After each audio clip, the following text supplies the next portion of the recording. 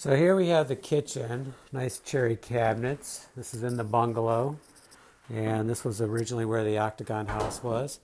So one of the things we decided when we first considered buying it was that we would take out the rug in the kitchen. And it's not really what we want in the kitchen. As a rental is what we're thinking we'll be doing. So one rug leads down to another rug. So one of the big things when you decide to take out a floor, you're committing.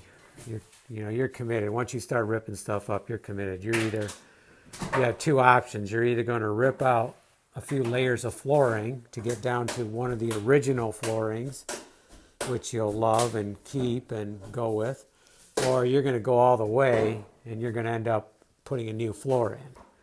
So you have to be prepared for a new floor basically when you start ripping up. Now you may be pleasantly surprised. You may run into a hardwood flooring. You may run into some other vintage linoleum. You're just not sure what you're going to run into, but you're committed once you start ripping. So the first layer of rug is up almost.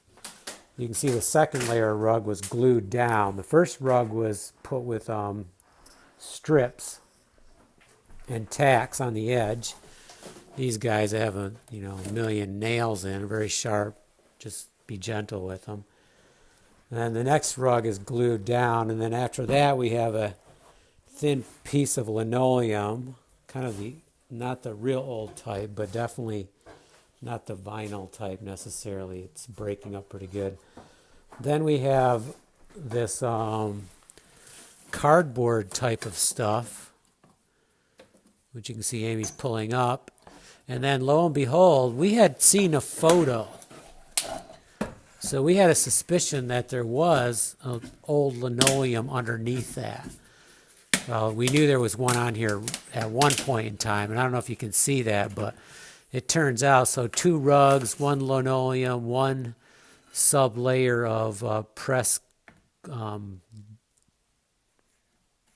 of a cardboard material, and then we have the real linoleum. Now, it does have nails going through it in some places, but it is the linoleum that the color goes all the way through. So that may be our stopping point. If it turns out we get it all up and it still isn't going to work, then we have to bring in our hardwood flooring and slate and some other ideas that I already have for this. But we're ripping up. We may run into an issue with the cabinets. I'm afraid the cabinets might have been built on top of the one flooring. I cringe at that idea, but there's a good possibility that happened. So the original cabinets were over here. That's what we were told.